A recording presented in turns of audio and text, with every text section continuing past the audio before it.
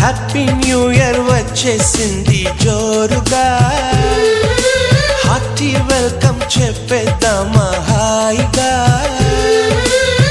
కొత్త కొత్త ఊహల్లో తెలిపోటియా, మనసులోని ఆశల్ని పంచుకో బ్రదర్.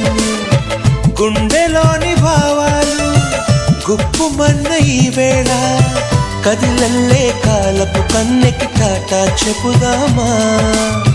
జనవరితో అడుగులు వేస్తూ ముందుకి పోదామా.